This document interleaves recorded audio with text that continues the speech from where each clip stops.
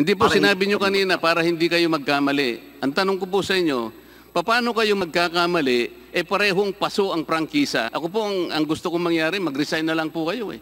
Bakit hindi naman kayo magsisentimiento sa inyo? Pupunta pa kayo sa Solicitor General. Simple lang. Karaniwan. Mr. Chair, if you will recall, about 2.5 weeks ago, I raised this point to the Commissioner of the National Telecommunications Commission. And at that time, he gave a very convoluted answer. So, when I called him, he asked for a few days in order to get back to me and send some briefer, not only on Channel 43, but as well as Sky Cable. Unfortunately, Mr. Chair, this afternoon, upon the question of privilege by Congressman Defensor, parang nagtatakip si Commissioner Cordova, Mr. Chair. Unang-una, ang liwanag naman, doon sa binigay niyang briefer sa akin, kung ang pag-uusapan ay yung Channel 43, talagang yung pagbibigay niya ng provisional authority sa Channel 43 na gamitin nga yun ng ABS-CBN, it was predicated on the franchise of ABS-CBN. Ito po yung briefer na sinabi niya eh. The NTC's approval of the digital terrestrial TV channel of ABS-CBN Corporation using Channel 43 was predicated on the effectivity of the franchise under 7966. Ito po yung case number 87006. Nawala na nga po yung prangkisa. Bakit nga po nagpapatuloy pa? Ito po yung isyong dapat nating ayusin. Ang sinasabi ni Mr. Katigbak, bibigyan natin siya ng due process. Pero wala na po yung prangkisa, Mr. Chair. Ito po yung pagpapatunay ni Chairman Cordova dito sa binigay niyang briefer sa akin. Ang totoo nito, Mr. Chair, hindi lamang po ito eh. Pati po yung wireless, ito po yung digital broadcast service, ito po yung wireless na service ng Sky Cable. Ang sabi po sa report sa akin ni Commissioner Cordova, ito po ay predicated din doon sa franchise ng Sky Cable, which is Republic Act 7969, na napapaloob doon sa NTC case number 2012-386. Paso na rin po itong prangkisang ito eh, Mr. Chair. Sa mga tweet, nagbo-broadcast po ng TV Plus ang ABS-CBN using two platforms. Ito po yung Channel 43 at saka yung wireless service ng cable, Sky Cable, pero pareho pong paso ang prangkisa. Ang sabi ko po sa kanya, kay Commissioner Cordova, kung nandyan pa siya, June 10 pa po, 2020. Ang sabi po niya, kailangan bigyan lamang siya ng ilang araw because i-issue yung cease and desist order. Bakit po nagkaganon? Kailangan po nating pagtibayin na ito, Mr. Chair, because these two services being used by ABS-CBN, yung platform, Channel 43 ng Amkara, at saka yung wireless digital broadcast service ng Sky Cable, parehong paso po yung prangkisa na ginagamit.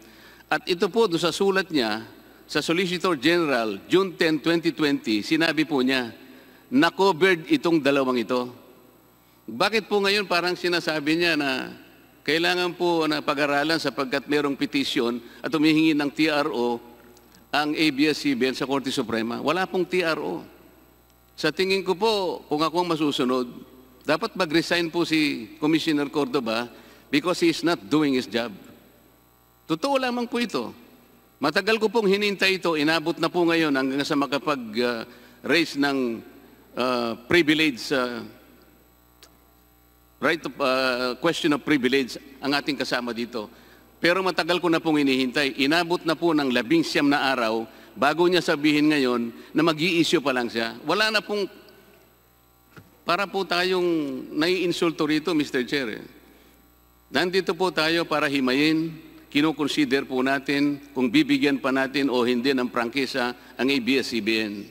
Pero walang puknat po nilang naipapalabas din naman ang kanilang mga programa sa dalawang platapormang aking binabanggit, gayong pareho ng paso ang kanilang prangkisa.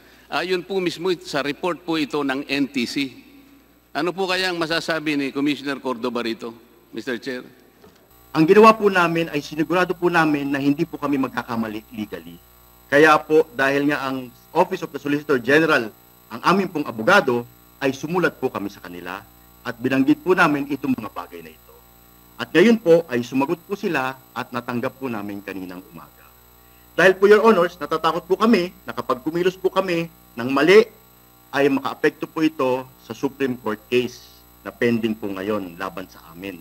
Mas importante po sa amin na maging tama ang aming mga hakbang at hindi po kami magkamali para po ang importante sa amin ay manalo po kami sa kaso na napending po sa Supreme Court. Ngayon po ay sumagot na po ang Office of the Solgen. Paano po kayong magkakamali, Commissioner Cordova? Paano kayong magkakamali? Parehong paso yung prangkisa na ginagamit ng Sky Cable sa kanyang wireless service. Paso din yung prangkisa ng ABS-CBN sa paggamit niya ng Amcara Channel 43. Paano kayong magkakamali samantalang parehong paso ang prangkisa? Your Honors, ang abogado po kasi namin ay ang Office of the Solgen, kaya po kami nagpag-guide po sa kanila. Hindi po sinabi nyo kanina para hindi kayo magkamali. Ang tanong ko po sa inyo, paano kayo magkakamali, parehong paso ang prangkisa na pinagbasihan ng inyong desisyon dito sa Sky Cable Wireless at saka yung Amcara Channel 43. Ito po ang binigay niyong briefer sa akin noong June 10, 2020 na hinihintay ko po. Inabot po tayo ng 19 na araw bago nyo sabihin ngayon na mag-i-issue kayo ng cease and desist order. Bakit po ganon? Kasi nga po, inantay po namin ang guidance sa amin ng Office of the Solicitor General. Kaya nga po, ang sabi nga ni Congressman Boying, baka mademanda po kayo sa ombudsman eh. Ako po, ang gusto kong mangyari, mag-resign na lang po kayo eh. Kasi pinagtatakpan po ninyo eh. Paano po ang gagawin namin? Nandito kami ngayon. Ito bang ginagawa namin, walang kakwenta-kwentang bagay, Mr. Commissioner? Nagpapagod po kami rito kahit na ang ating senaryo rito ay COVID na tayo rito. Pero sa kabila ng lahat ng ito, pinagtityagaan naming himayin kung bibigyan natin sila o hindi ng prangkisa. Pero ngayon, nakabuyang-yang sa lahat ng mga television, nakakapag-broadcast pa rin sila eh. Kung ganun po, itigil na po natin ang proceedings, Mr. Commissioner, dahil kahit po pala wala silang prangkisa, kaya nilang mag-broadcast eh. Pasong-paso na po itong dalawa, pero pinapayagan ninyo eh. Bakit hindi naman kami magsisentimiento sa inyo? Pupunta pa kayo sa Solicitor General. Wala pong masama doon na pumunta kayo doon. Tama lamang yon. Pero kung ginawa na ninyo kaagad yun, anuman na aksyon ang gawin ng ABS-CBN, check tutulungan kayo ng Solicitor General. Ang ginawa po ninyo, baligtad. Commissioner Cordova. Naintindihan po namin ang sentimiento ng Congressman Marcoleta. Pero ang ginawa po namin ay to ensure po na wala pong mali at tama po ang aming proseso, ay tulad po ng kahit na sinong kliyente, ay humihingi po kami ng advice muna sa aming abogado. Kaya po kami ngayon ay matibay na makakakilos dahil meron na po kaming pangahawakan na opinyon na binigay sa amin ng aming statutory council. Ito pong provisional authority na ginrant nyo sa ABS-CBN nung mag-migrate sila from analog to digital, ito po yung napapaloob sa NTC case number 87-006. Tama po? Tama po yun. At dito po, nung approve ninyo ito, kagaya ng binabasa ninyo, dalawang ulit nyo nang binasa, Opo. approves the conversion from analog television service to digital terrestrial television broadcasting station of ABS-CBN Corporation using Channel 43 in Metro Manila, predicated upon its congressional franchise under RA 7966, valid until the effectivity of said franchise. Malinaw po yun, Commissioner. Tama po, Your Honor.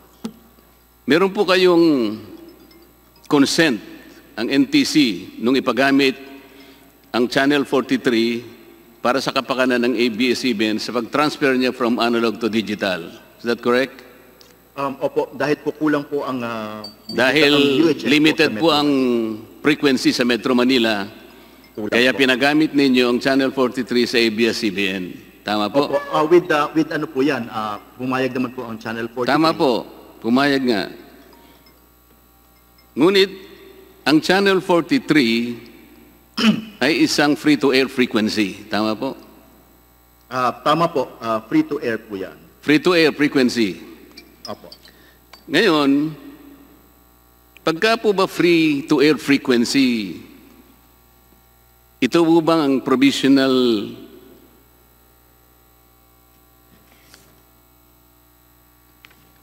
approval na ito ay po pwede niyong ipagamit yung TV Plus?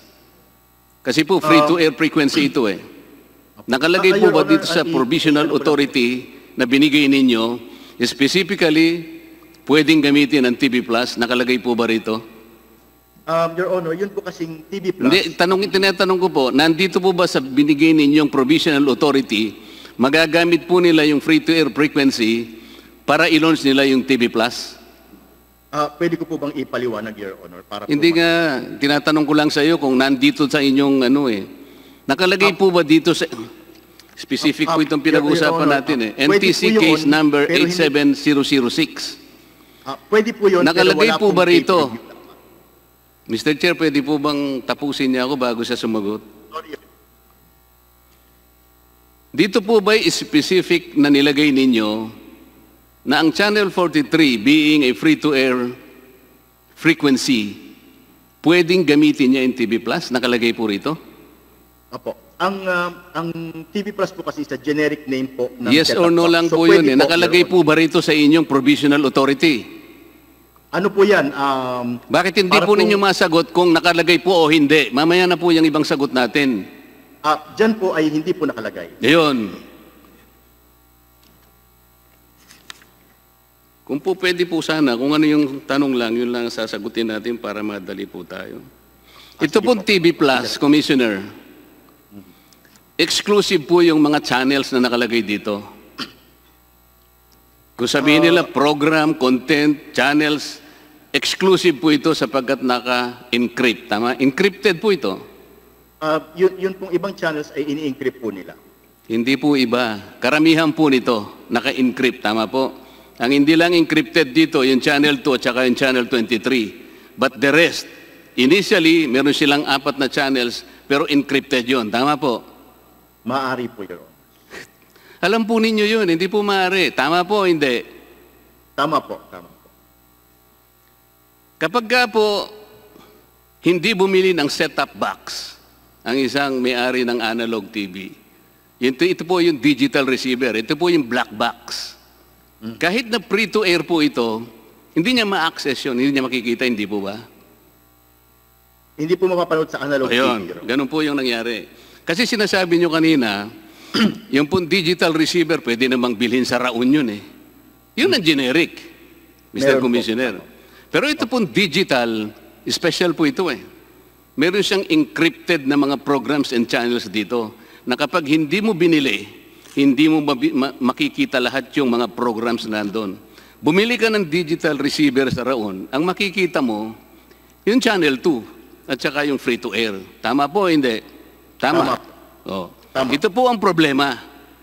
Ito ang problema. Wala po dito sa provisional authority na makapagbenta sila ng TV Plus, encrypted, exclusive, sapagkat madi-disenfranchise po ang viewing public. Kasi free-to-air po ang pinagamit ninyo, which is Channel 43. Ito po ang mali rito, Mr. Commissioner. Kaya nga po pinagpipilitan namin, bakit po ninyo sila pinayagan na mag-launch ng TV Plus na multiple channel? Kanina po na kayo po'y tinatanong ni Congressman Garbin yata, kayo po ang sumasagot para sa channel sa ABS-CBN. Ang sabi po ninyo, hindi channels yung mga yon, mga programs. Hindi po ba sinabi nyo? Di na-justify po ninyo na hindi multiple channel. Sapagkat ang sinasabi nyo, these are multiple programs, not channel. Sinabi po nyo, hindi?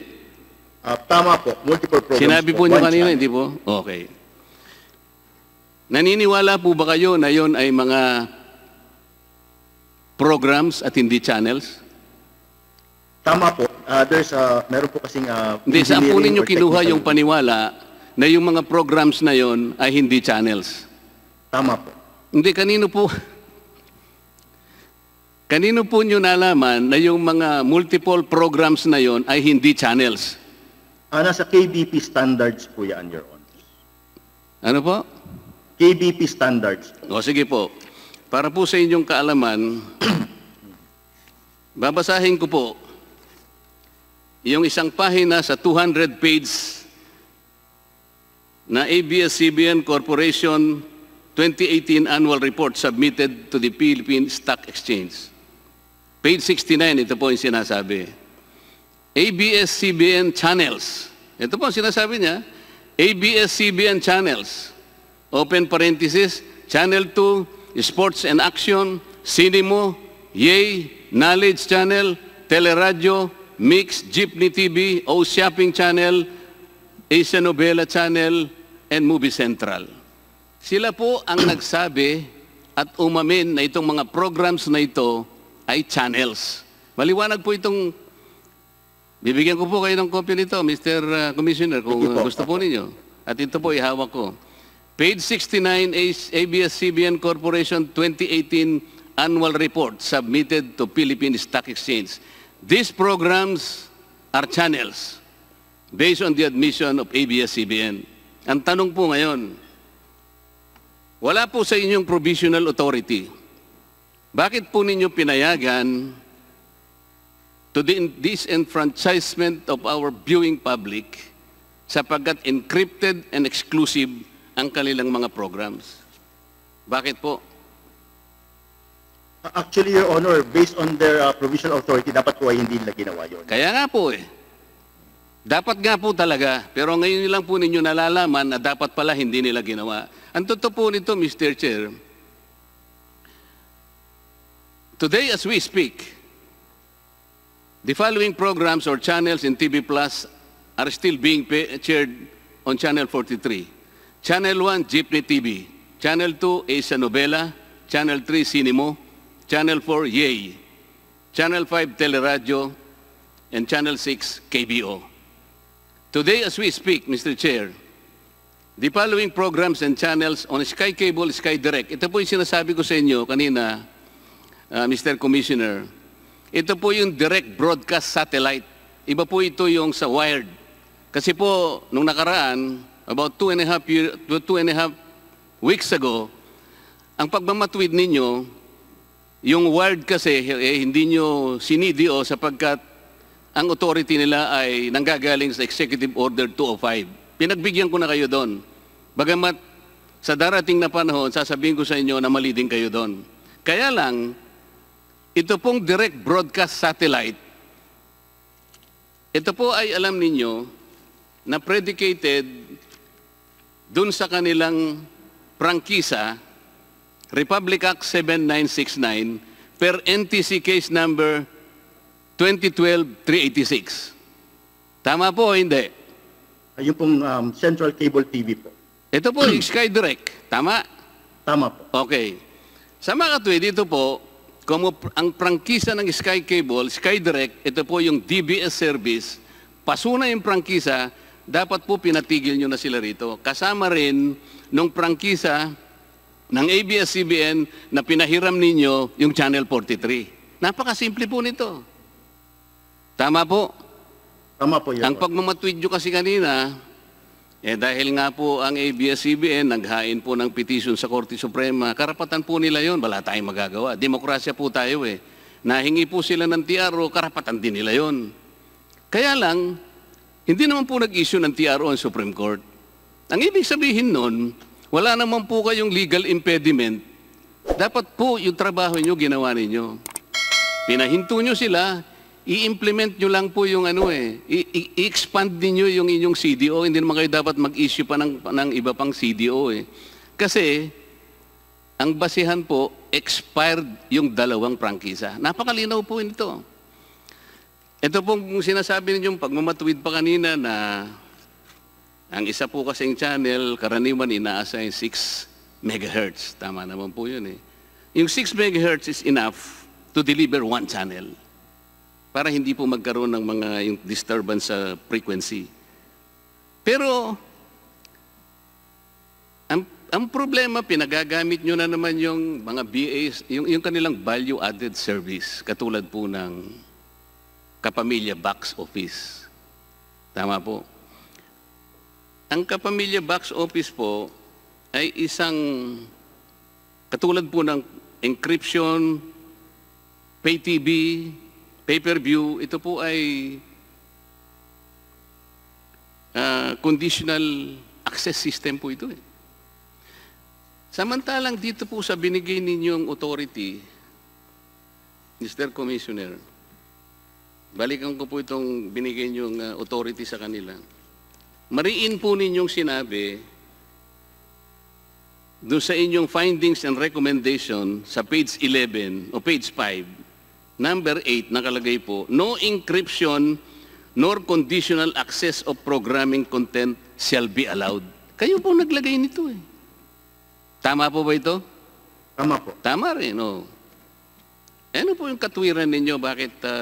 Pagkatapos, doon po sa inyong this provisional authority is subject to the following conditions, sabi po ninyo. Number 4, on page 7, nakalagay po, the use of conditional access system on DTTV service shall be subject to such conditional access guidelines that the Commission or any other relevant government agency may hereafter issue. Tama po, di ba? Tama po. Wala pa naman po kayong guideline eh. Wala pa po yun. Paano ngayon nakagamit po sila ng conditional access system, Mr. Commissioner? Kayo po ang regulator eh. Kayo po ang inatasan ng ating pamahalaan para i-regulate po ninyo ang frequency. Alam po ninyo, ang frequency finite po, hindi infinite ito eh.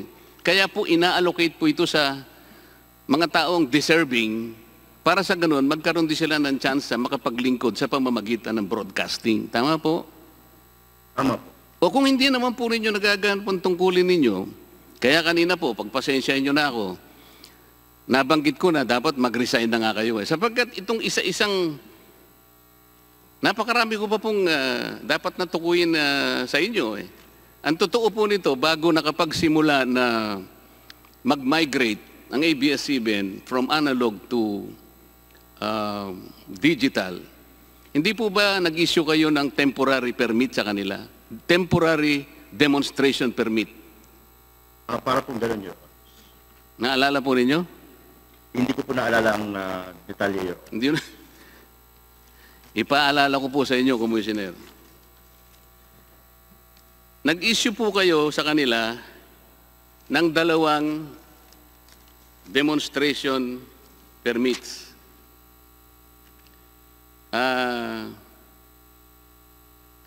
Yung una po ay dated February 10, 2015. Sinundan po naman ng March 30, 2015. Merong mga kondisyones po yun. Bago sila makapagpatuloy sa... Ito po'y demonstration lang from analog to digital. Naalala nyo na po? Parang naalala ko na po yun. Siguro po, papagpapahingayin ko.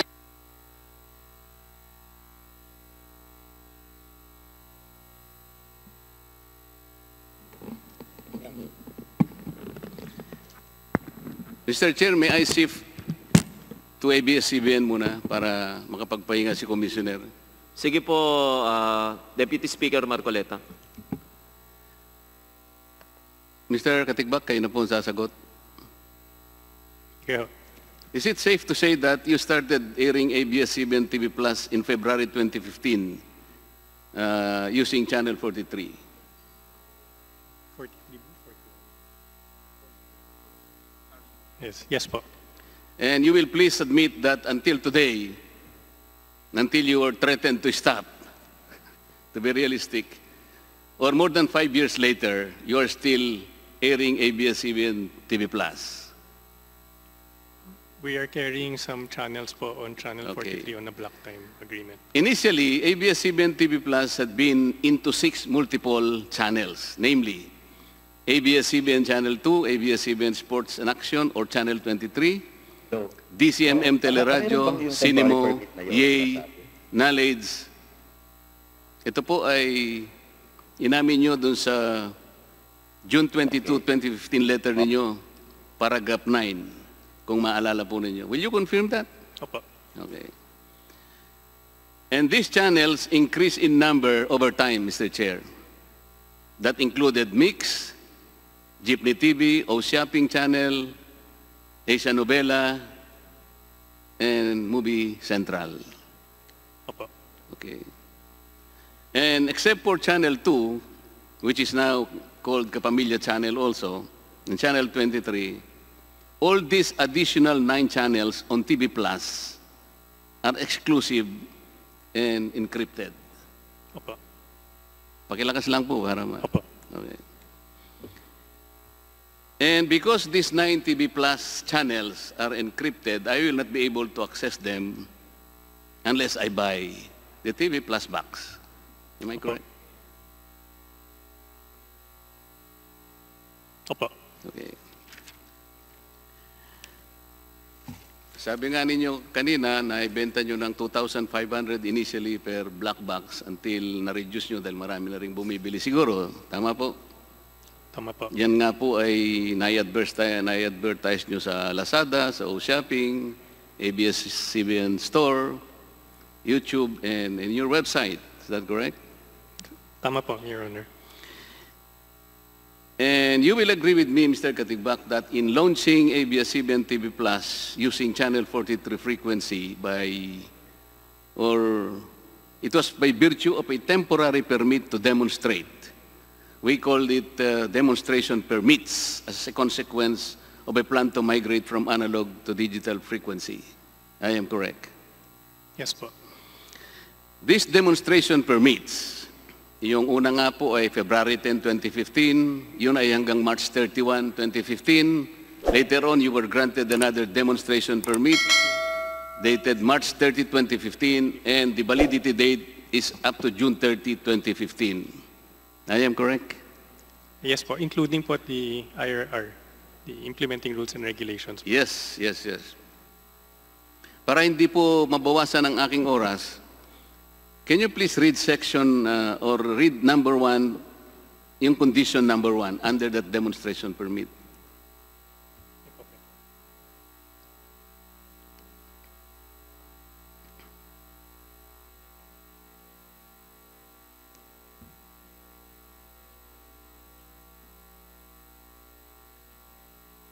Yung dated February 10, 2015 po. Pareho naman kasi yun, siguro yun munang first paragraph, that starts with temporary permit to demonstrate is blah, blah, blah. Temporary permit to demonstrate is hereby granted to ABS-CBN Corporation, Amcara Broadcasting Network, with postal address at ABS-CBN Broadcast Center, Sergeant Esguerra Avenue, Corner Manir, Ignacia Street, Quezon City. Okay, so dito po nakalagay, ang ABS-CBN Corporation at saka Amcara Broadcasting Network, iisang ginamit na postal address. ABS-CBN Broadcast Center, Sergeant Esguerra. Ito po yung dating Bohol Avenue. Tama po? Opo. One of the 8 conditions imposed by NTC in these 2 demonstration permits, Mr. Katigbak, was that the permit shall be temporary and shall be valid until March 31, 2015 in case of the first one, and June 30, 2015 in case of the second permit. Will you confirm this?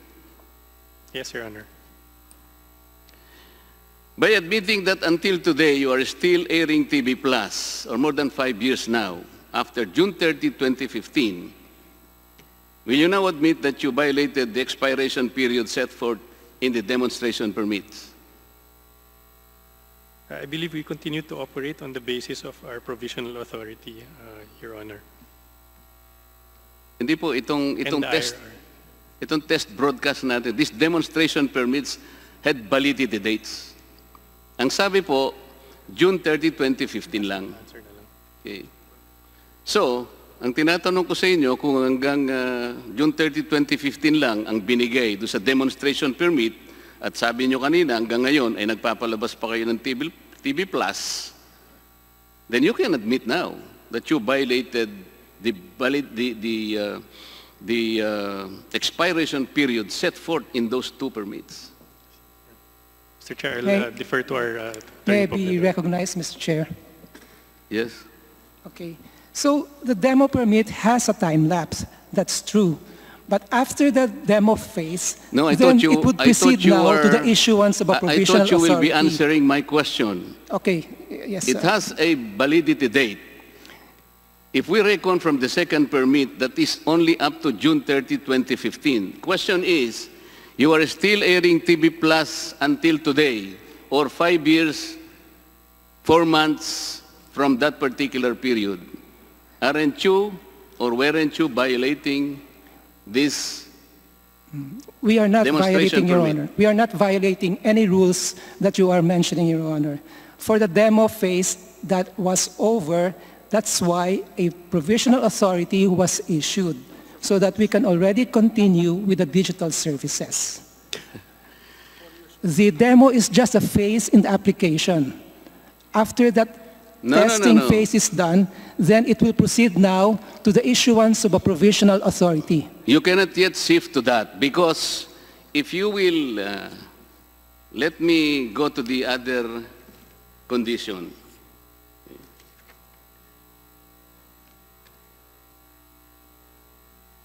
Will you please read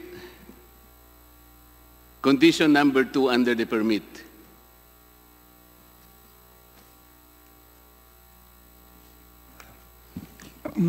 Mr. Chair, are you referring to the second bullet point? Yes, they are in So the bullet points. The second bullet point, will you please read that? Yes, Mr. Chair, it says here, the equipment to be used shall be subject to re-export upon completion of the test and evaluation period. Okay. Upon the completion of the test period, which is June 30, 2015, condition number 2, or bullet point number 2, says that the equipment to be used shall be subject to re-export upon completion of test and evaluation period. Okay. Considering that you have continued in broadcasting or in viewing, in airing TV Plus, I can only assume that you did not comply with the second condition kasi dapat ni-re-export na ninyo eh. That's Did not you true, Your re-export Honor. That's not the true, Your equipment? Honor.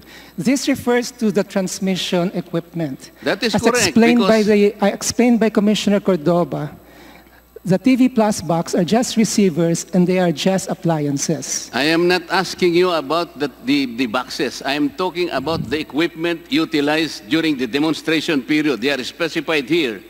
You have to read it Insofar as Channel 43 is concerned, this is parenthesis 644-650 megahertz. Because this is Quezon City. Did you re-export that particular equipment? There is no need, Mr. Chair, because under the migration plan, the entire analog will have to shift to digital. It would be absurd that after demonstration, the broadcast equipment used for digital would be re-exported.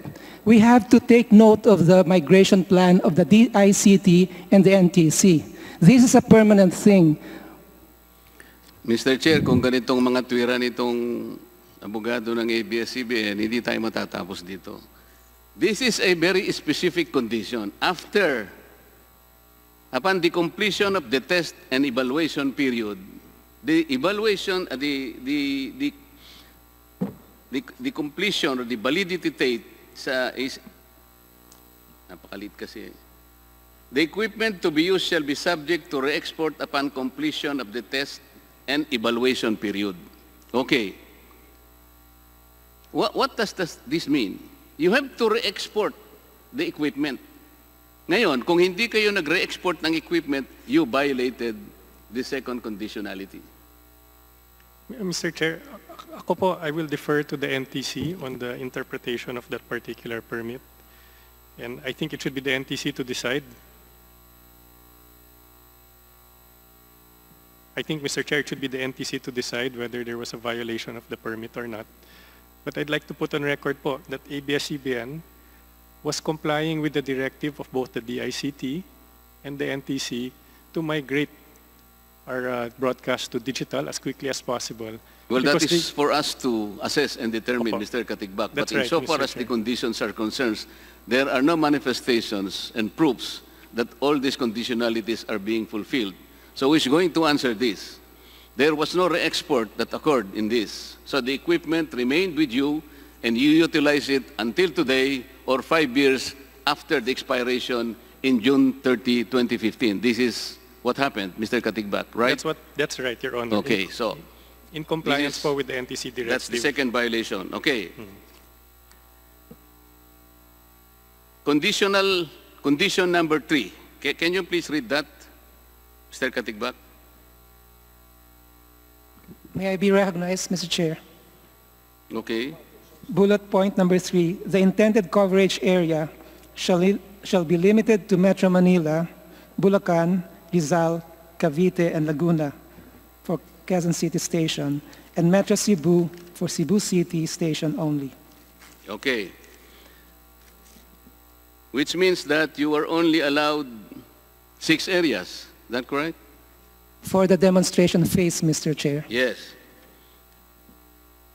But I'm showing you a screen cap of ABS-CBN TV Plus website showing the coverage area of the TV Plus.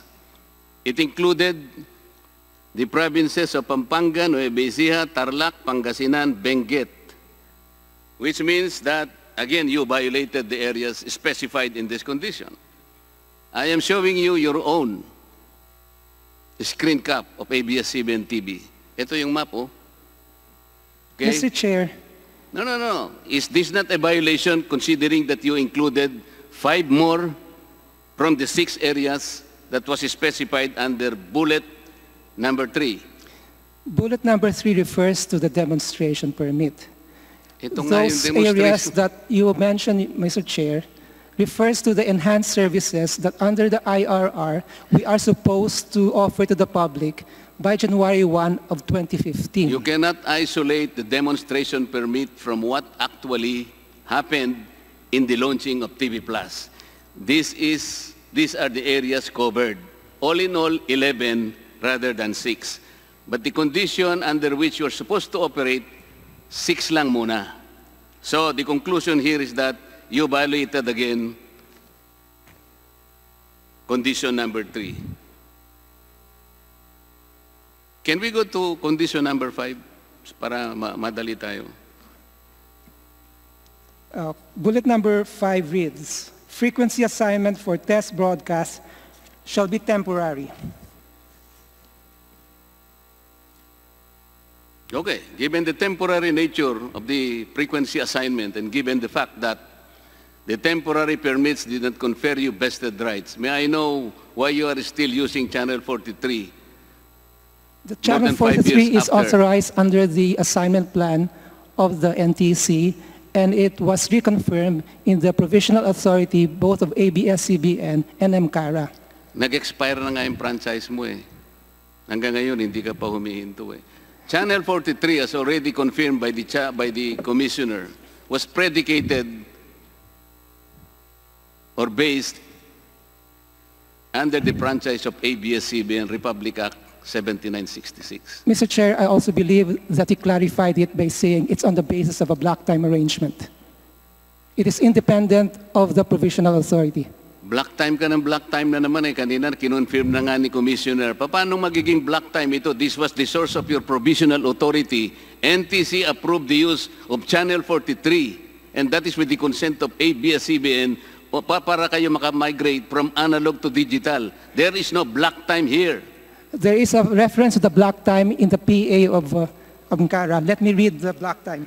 Sa AMCARA ang sinasabi mo. We're talking about the TV Plus and the use of. Kasi nga, hindi pa kayo wala pa kayong naka-assign dati. I don't know because nung magbunutan kayo, I think ABS-CBN got Channel 16. Tama? Yes, Your Honor. Inalis na natin yung mga analog. And then, Anong ginagamit ngayon ng ABS-CBN? Is it Channel 43 or Channel 16? Now, at present, we are no longer transmitting on all the frequencies that are stated in the CDO. As for the transmission of the 43, that is based on the block time agreement. Ang tinatanong ko sa iyo, having gotten Channel 16 as the assigned number for digital channel of Channel 2 o of ABS-CBN, anong ginagamit ninyo ngayon? Sinuli nyo na ba yung Channel 43 and you shifted to Channel 16? I think there's a misunderstanding about Channel 16. The only reason why we were able to get Channel 16 is because we have to leave from the VHF bandwidth, because the VHF bandwidth cannot accommodate digital technology.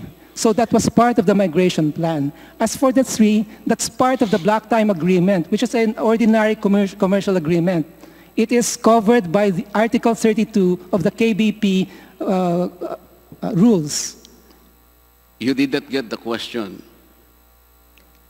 At present, what is the channel being used by ABS-CBN? Is it still Channel 43 based on the provisional authority, or you already shifted to Channel 16? It's based on a block time agreement using AMCARA's own provisional authority.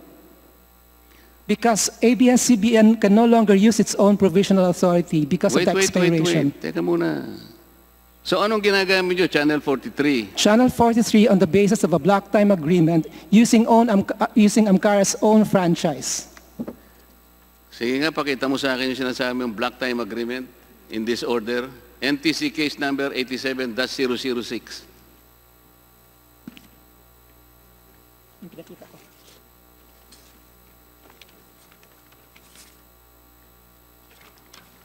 Mr. Chair, kindly refer to the second page of the order issued in 91-205. I will read. These are the following findings of the BSD, or the Broadcast Service Department of the NTC. This is page 2, Mr. Chair. Excuse me po, Deputy Speaker Marcoleta. The committee secretary is hereby directed to secure copies of the block time agreement between ABS-CBN and AMCARA. Pakituloy na po, Deputy Speaker Marcoleta.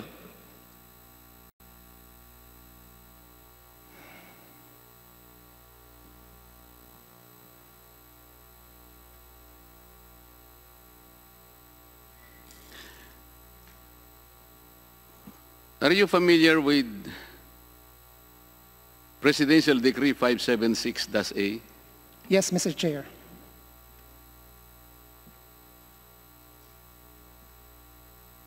If you're familiar with this particular law, can you tell us what does this law tell you in regard to Section 2?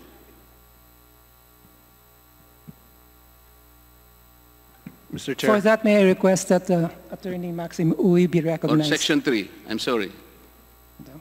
Can you please read Section 3 of PD 576-A?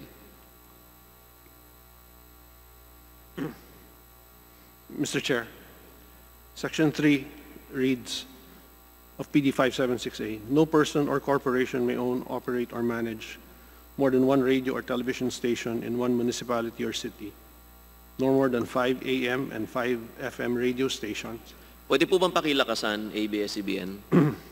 nor more than 5 television channels in the entire country, and no radio or television station shall be utilized by any single interest group to disseminate information or otherwise influence the public or the government to serve or support the ends of such group. So, dito po, Mr. Chair, sa buong bansa pala, bawal pala na mag-air ka ng more than 5 television channels. Dito pa lang sa binabanggit natin, TV Plus, 11 na po yun. Ito po yung mga batas na nalalabag nila. At sinasabi rito, no person or corporation may own, operate, or manage more than one radio or television station one municipality, ito po yung 1-1-1 policy. Ang nangyayari po sa TV Plus, hindi na ganun eh.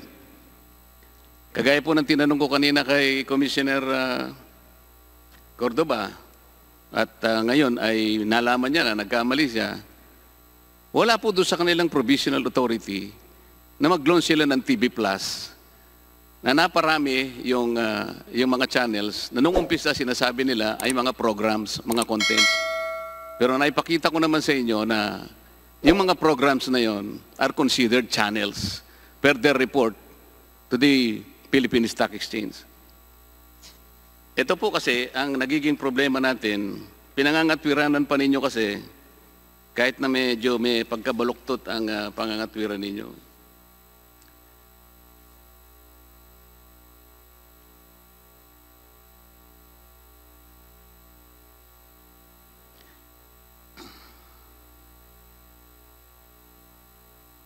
So, nung nag-expired po yung demonstration permit on June 30, 2015, nag-expire din ang franchise ng ABS-CBN May 4, 2020.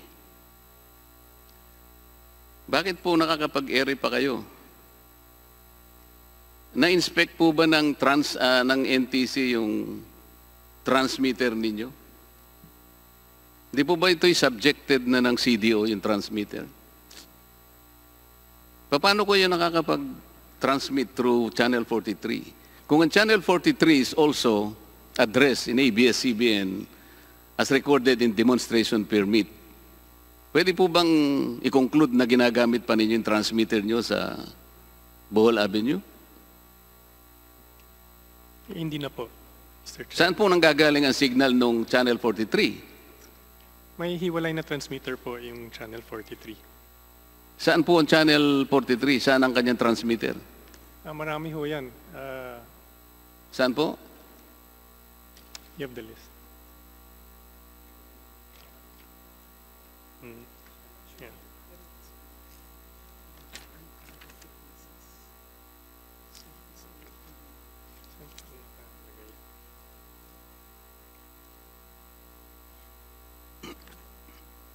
Mr. Chair, dito po sa listahan namin, 5 po yung transmitter pero parang hindi pa to kompleto. You can just please give us time to complete the list. Kung saan yung mga transmitter po ng AMCARA. Ang gusto po naming malaman kung aling transmitter ang ginagamit niya sapagkat lumilitaw po rito sapagkat nagamit lang naman ninyo yung frequency nila, di naman kinakailangan sila yung gumamit pa ng transmitter. Po pwede rin yung gamitin ng transmitter ninyo. Kaya lamang po dahil merong cease and desist order, baka sakaling hindi ninyo sinara. At siguro dapat tingnan uli ng NTC. Papayag po ba kayo na tingnan uli ng NTC yun? Alam ko po lahat po ng transmitter ng ABS-CBN na sara na po. Baka kayo po alam ninyo, pero yung ibang tao ninyo, baka binubuksan, hindi po ninyo alam. Utos po namin yan na isara lahat ng transmitter na nakalista sa CDO ng NTC po. Pero mas maganda rin po kung makita rin ng NTC para makasiguro tayo. Tama po? Tama naman po. Did the demonstration permits allow you to launch multiple channels? Yung ginagamit po namin is the NTC Memorandum Circular. Doon muna po tayo sa the demonstration permit kasi hindi pa po ako tapos doon eh. Sir, nauna po yung NTC Memorandum Circular, July 12, 2014, Section 2.4. What is that? The provision of new programs in addition to the analog legacy program is encouraged. Hindi ko po narinig masyado yun. Sa NTC Memorandum Circular po, dated July 12, 2014, Rules and Regulations for the DTT Broadcast Service, Section 2.4, the provision of new programs in addition to the analog legacy program is encouraged. Hindi po yata sinasabi rin yung multiple channels. Sa analog po pinag-uusapan natin. Pero nagtatransfer na po tayo eh. Meron pong transition from analog to digital. Tama po. Wala pong sinasabi dyan na pwede kayong mag-launch ng multiple channels. Sa tinatanong ko po muna, doon sa demonstration permit, hindi rin po kayo binigyan ng permit to launch multiple channels. Tama po? Mr. Chair, 5 taon na po namin binabroadcast yung additional channels na yun. Kung naging Kaya issue nga po po yan sa kanina, NTC, sinasabi ko sa inyo, yung violation po nyo is more than 5 years already. kung violation po at hindi naman po ito nakatago, sana sinanction na po kami ng NTC by now. Eh, napapansin po nyo yung sagot ng NTC, hindi nga po niya malaman kung anong gagawin niya. Alam po ninyo, Mr. Katigbak, talaga pong ang technology ay mabilis lumago. Kung minsan po ang ating pamahalaan hindi masyadong nakakahabol, huwag naman po nating masyadong bilisan. Kung ang technology nandyan, para bang, sige, wala pa namang mga rules, unahan na natin. Huwag po ganun. Kasi yung prangkisa po ninyo was granted by Congress 25 years ago. I'd like to believe, Mr. Katigbak, that at that time, in 1995, yung KBO concept is still far away in time. Hindi naisip sigurado ng Congress in 1995 na darating tayo sa ganitong panahon na meron na palang ganito. Tama lang naman po na isipin natin na maaaring kumita tayo sa ganito. Pero, nandyan din naman sa prangkisa ninyo, sa Section 3, hindi kayo pwedeng gumamit ng anumang frequency o frequencies, kahit na marami pa yan, nang hindi kayo nabibigyan ng permit ng NTC. Nandun pa rin yun eh. At kung babasahin po nyo yung Section 1 ng inyong prangkisa, nauuna pong nakalagay doon eh. Section 1, subject to the Constitution and the laws and rules and regulations. Palagi pong ganun eh. So wag po natin sasabihin, pwede nating unahan ang technology. Pwede nyo sabihin, oh, I talk to Mr. Technology. But you should also talk to Mr. Constitution. Tama po, Mr. Katigbak? Sir, I don't think we have violated any of the rules and regulations. That's what you think. Maaari pong hindi pa lumalabas ang rules and regulations tulad po ng sinabi ni Commissioner. Yun nga po eh. Pero Binanggit hindi ko naman po ibig kanina, sabihin- kung nakikinig po kayo kanina, binanggit ko kay Commissioner, nandun po sa doon sa inyong provisional authority. At ito nga po ang nakalagay rito eh. The use of conditional access system on DTTV service shall be subject to such conditional access guidelines that the Commission or any other relevant government agency may hereafter issue.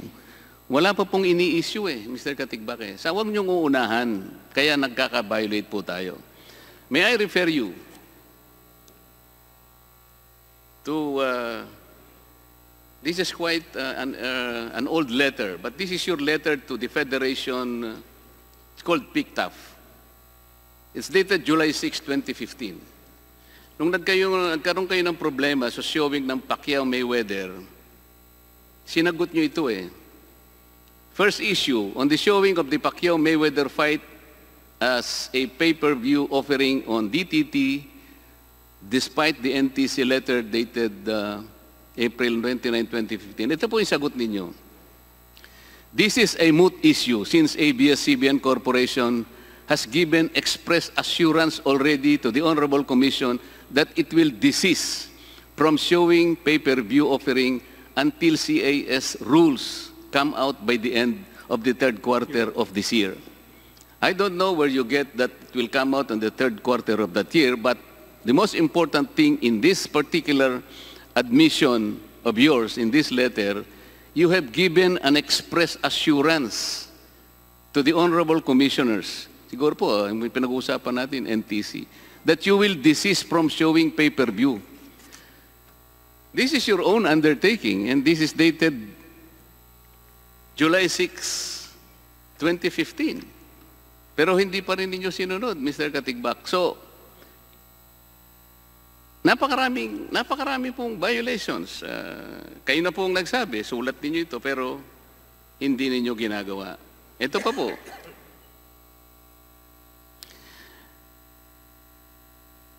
The KBO channel is a pay TV. Is that correct? Pay-per-view po. Is it that the fact that within the demonstration period, or on May 3, 2015, you used the digital terrestrial TV system to air the Pacquiao-Mayweather fight? Tama po. Tama. Pakilakas lang po ng konti. Tama po. Is it not the fact that before this mega fight, the NTC wrote to you on April 29, 2015, in reply to your request for an option to watch that fight live through your TV Plus on digital terrestrial TV? Mr. Chair, nag-umpisa po yan on April 1, 2015. Sinulatan po namin ng NTC to inform them that we would be airing the Pacquiao-Mayweather fight. Yung Alam sulat ko po po nila yun. was April 29, requesting us to refrain from offering the service. Tama po yun. At ang sabi po ng NTC, doon sa sulat niya ng April 29, in reply to your request, kung po pwede ngang PPB, PPB show sa Pacquiao fight, sabi po ng NTC, you are directed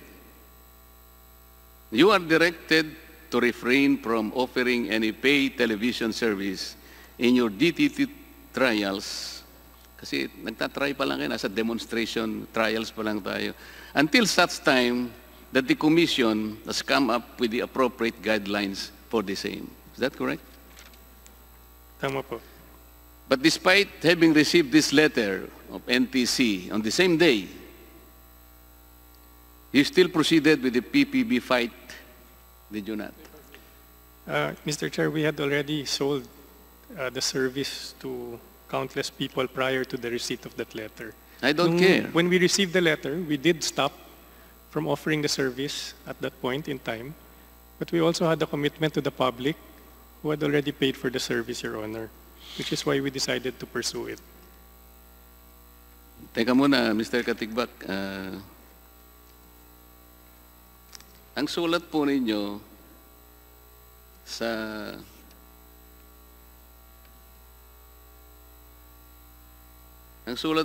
sa NTC is April 1, Opo, 2015. tama po. Wala namang sagot pa sa inyo ang NTC. Sumagot sila April 29. Bakit naman nag-advertise na kayo? At nasubo na kayo sa 2,500 pa nga ho yun. Tama po ba? Hindi. Tama po. Bakit naman nagpakasubo kayo na magbenta kagad nung pay-per-view fight ni Senator Pacquiao? Eh wala pa naman kayong natatanggap, nakasiguruhan na kayo papayagan ng NTC. Pagkatapos ngayon, ikakatwiran nyo. Eh nasubo na kami. Tama po bang katwiran nyo, Mr. Katigba? Mr. Chair, ang inisip namin at the time was this is something that would be important to the public. Tama po yun eh. Lahat po tayo nag-iisip na makakatulong sa ating bansa, So sa tanggap ating naman, mga kababayan, mapapasaya natin. Sino naman ang ayaw makita talaga live ang labanan ng Mayweather at saka... Pero kahit gaano po kaganda yun, kahit gaano ka-noble ang ating layunin, Mr. Katigbak, nananatili pa rin tayong napasasakop sa mga batas na umiiral. Sumulat kayo ng April 1. Wala po kayong natatanggap, nakasiguruhan, napapayagan kayo ng NTC. Sana naman hindi kayo nagpakadalos-dalos. Kasi pwede nang sabihin na, teka muna, baka mamaya may benta pagka hindi naman tayo payagan. Kawawa naman ang magsibili. So pinayagan, hindi kayo pinayagan pero nagtuloy-tuloy kayo sa pagkakakala na kawawa naman ng mga tao nakabili na. Tama po yung katwiran na yon, Mr. Katigbak? hindi naman po kawawa pero obligasyon po namin dahil kinuha na namin ang pera nila to make sure na we deliver the service that we promised them. Hindi nga po eh. Kahit napakaganda po ng promise natin, sinasabi ko, Mr. Katigbak, kayo po ang may kasalanan, kayo po ang pumunta sa tao, wala pa po kayong permit, di pa po kayo pinapayagan, pumunta na kayo sa tao, nagbenta kayo. Pagkatapos, wag naman yung sisisihin halimbawa na, o gagamitin na halimbawa, na nakapagbenta na kayo. Paano naman yon? Kagaya nung una ninyong sinabi, kawawa naman ang aming mga 11,000 employees. Eh sana kung hindi naman sana naparami itong mga violations ninyo, hindi sana man tayo nagtagal ng ganito, wala po sanang namroblemang mga kababayan natin na mga manggagawa ninyo. Ganun po yung palaging nangyayari, Mr. Katigbak. So, kahit na ano pong sabihin ninyo na napakagandang kadahilanan, mailagay sa tao yung laban ni Mayweather at saka ni Pacquiao, hindi po naman nagiging tama na hindi po nyo sinunod ang kagustuhan ng NTC na siya naman ang regulator natin. Mr. Chair, tanggap po namin yan. Kung sa tingin po ng NTC nagkaroon ng violation ng ABS, tanggap po namin kung ano man yung findings at recommendations po nila.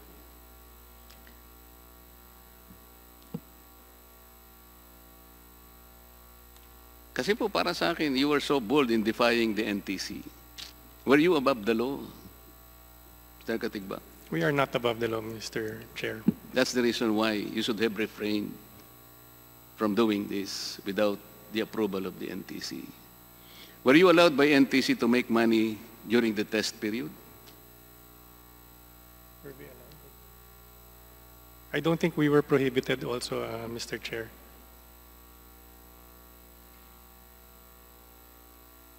So the question is, were you allowed? And to my mind, there was no prohibition against it po, Mr. Chair. Ang ibig ko sabihin, Mr. Katigbak, test naman ito eh. Sana naman lang, binigay niyong libre sa mga tao. Test broadcast lang ito eh. That's only about 3 months. Let's say, from March 30 to June 30. Pero ang ginawa ninyo, nagbenta na kayo ng TV Plus. At saka, ang sabi nga ninyo, 9 million kagad ang naibenta ninyo. Kaya, ang sabi natin ngayon, so kung titigil kami, kawawa na naman yung 9 million. Palagi pong ganun eh. Parang namumuhunan kayo na maraming madadamis, marami ng tatamaan, sapagkat napakabilis ng action ninyo eh. Inuunahan po ninyo kasi ang mga regulasyon. Ganito po yung trend, ganito po yung pattern na nangyayari. Can I go to the... Can I ask questions now to the NTC Commissioner, Mr. Chair? Sige po, Deputy Speaker Marcoleta, at paalala lang po na nakonsumo mo na po ang iyong oras at sana po kasama ng iyong pagtatanong sa NTC, umpisahan mo na pong tapusin ang iyong linya ng pagtatanong. Paano kaya gagawin yun, Mr. Chair? Palagay ko... NTC, maghanda na po kayong sumagot.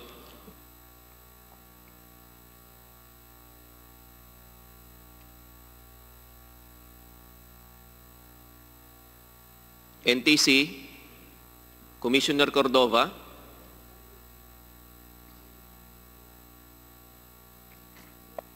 Paki-unmute po si Commissioner. Commissioner Cordova, nung tinatanong ko po ang mga opisyalis ng ABS-CBN, nakikinig po ba kayo sa tanong at saka yung mga sagot nila? Hindi po lahat, Your Honors, pero in general po napakinggan ko naman po. Marami po akong mga inisa-isa sa kanila na sa aking palagay ay nakalabag sa napakaraming mga pagkakataon. Unang-una na po yung binigay niyong 2 demonstration permit, hindi po nila tinupad yung mga 8 kondisyones na nakasaad doon. Narinig po ba ninyo yung mga sagot nila kanina? Nadinig ko po, Your Honor. Pagkatapos, nung tinatanong ko po kung nung sila ay nagbenta ng mga TV Plus, pinayagan po ba ninyo sila na magbenta ng TV Plus? Ang sabi po kasi nila, hindi naman nyo binawalan, kaya naglakas loob sila na ibenta yung TV Plus sa mga kababayan natin. While on the test period. Hindi po sila dapat magbenta yung pay-per-view, Your Honor. Hindi po dapat. Hindi po dapat. Kasi Okay. po, di po ba nasa... Tama po. Wala pa pong conditions on that. Ano naman po ang ginawa ninyo nung nalaman ninyo na nagbenta sila ng TV black box? Noon po nagpapaalam sila, Your Honors, ay nag-issue po kami ng cease and desist order sa kanila po, Your Honors. Na yung pong mga Pacquiao Mayweather fight at iba, nag-issue po kami ng cease and desist order sa kanila, Your Honors. Hindi po yung black box nung benta nila, hindi niyo naman pinayagan. Sabi nga ninyo, hindi dapat. Ano naman ang ginawa niyo? Umabot na nga po sa 9 million units po eh. Actually, Your Honors, dito po kasi May 2019 ay nagkaroon na rin silang provisional authority, but earlier than that po ay wala po kaming naging action on that, Your Honors. So, nagkakaintindihan na po tayo, Commissioner, na dahil tapos na po yung prangkisa ng ABS-CBN, maging sa paggamit nila ng Channel 43, tapos na rin yung wireless, yung DBS service nila sa Sky Cable, sapagkat nakabase sa pasong prangkisa na yon, dapat covered po yun ng CDO, tama po? Tama po, Your Honor. Okay.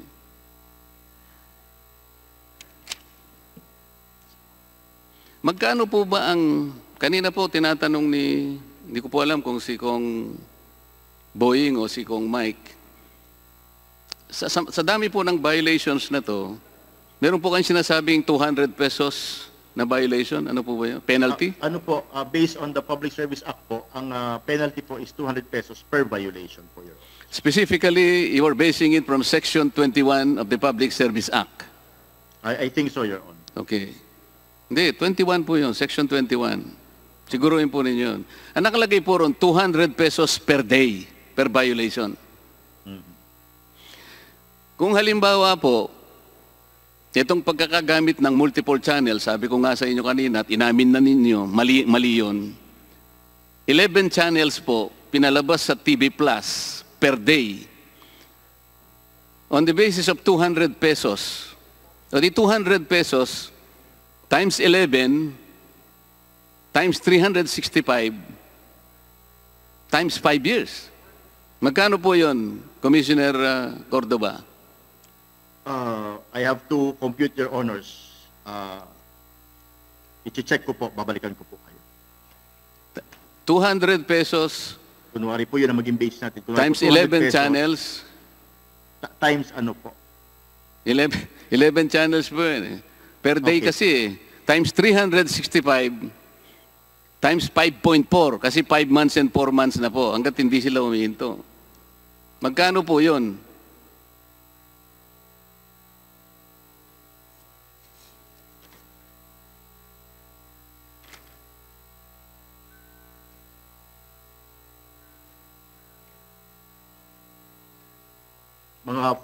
Kung yan po ang maging basihan natin, mga 4.4 million, Your Honors.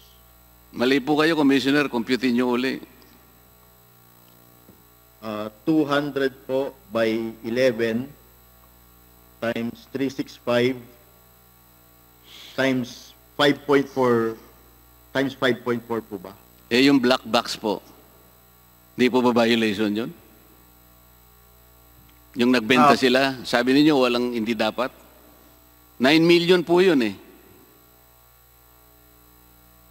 Ay kailangan po i-check natin kung kailan po nabili yung black box. Magiging factual ano po yun bawat isa. Tama po, pero nagsimula nga po sila sa, alam po nyo yung date kung kailan nagsimula ito eh. Staggered basis hanggang dumating ngayon, mga 9 million.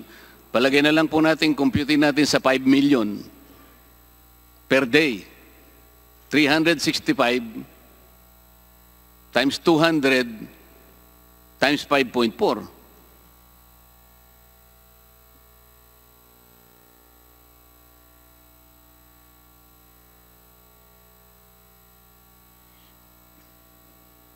Deputy Speaker Marcoleta, ang computation po ng 200 per day sa 11 channels sa loob ng 5 taon ay 4,015,000 lamang. Opo. Malaki po ito para sa atin, mga pangkaraniwang mamayan, pero sa isang korporasyon po na kumikita ng daan-daang milyon o ng bilyon, ay magmumukhang maliit lamang po ito. Hindi po kasama Deputy yung mga Speaker Marcoleta. Hindi po kasama yung mga black box kasi, Mr. Chair. At saka ito pa pong sasabihin ko ito po kasing isa sa kanilang subsidiary, ito pong ABS-CBN Convergence. Nag-engage po siya sa broadcasting kasi. At sabi niya, ito ay value-added service. Ang KBO pay-per-view is a value-added service. Kaya po noong April 18, while on the demonstration period po, April 18, 2016, nagbenta po sila ng 199 pesos. The time has come, Donaire versus Bedak. ABS-CBN engaged, Convergence engaged in broadcasting. Hindi po siya broadcasting eh. Ang Convergence is a telco company, Mr. Chair. September 21, 2015, July 4, 2017, pay-per-view boxing, Pinoy Pride 38, Philippines versus Mexico. and Pinoy Pride 41, Magsayo versus Diaz for 99 pesos. April 13, 2017, advertisement of KBO Holy Week Special for 99 pesos. September 19, 2019, the red carpet coverage. The 2019 ABS-CBN Bowl aired live on KBO channel for 30 pesos. November 30, 2019, listen, the Big Shot concert of the TNT Boys carried on KBO for 30 pesos.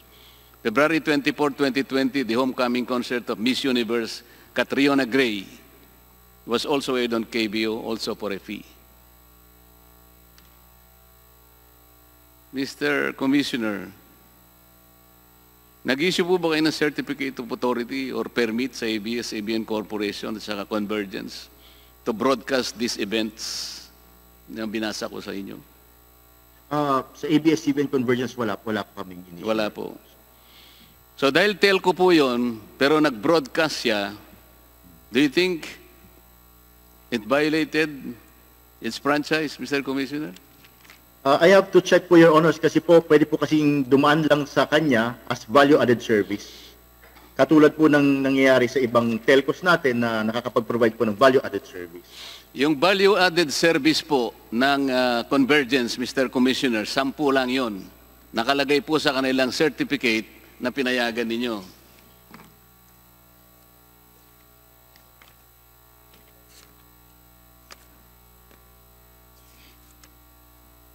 Dalawa po yung certificate of registration na in-issue nyo sa kanila. Isa po ay valid until January 15, 2018. Meron kayo pang January 15 to 2023. Ito pong 10 value-added services, music, infotext, social networking, messaging, video streaming, games, image, location-based, IP multicast, electronic payment service.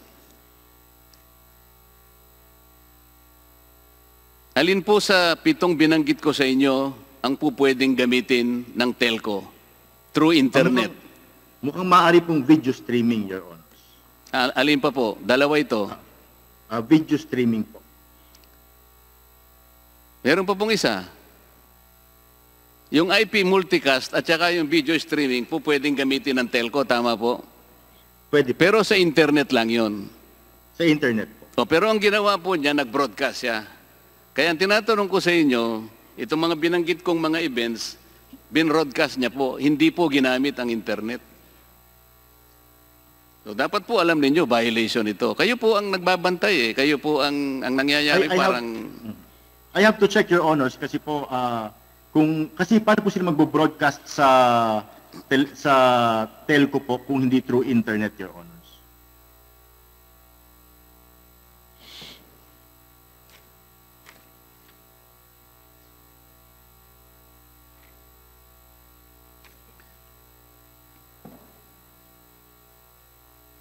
Mr. Commissioner, kapag ka po sinyat off natin ang Channel 43 na maliwanag naman pong dapat, ang mawawala po ngayon is Channel 1, Jeepney TV, Channel 2, Asia Novela, Channel 3, Cinemo, Channel 4, Yay, Channel 5, Teleradio, Channel 6, KBO. Tama po? I think so, Your Honor. Tama po. Pagka po naman sinara natin yung program, yung wireless, ito po yung DBS service ng Sky Cable.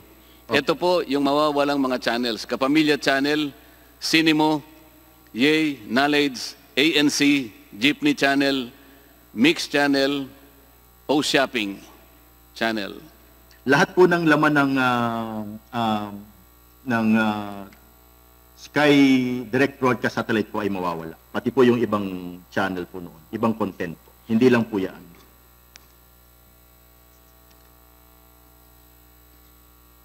So ngayon po, na na-validate natin ang napakaraming mga... Teka, ito po pala. Kasi kanina po may sinasabi kayo na yung TV Plus ay walang iniwan sa isang digital receiver na pwedeng bilhin sa raon, di ba? Opo. Ang pagkakaiba lang po kasi, yung TV Plus,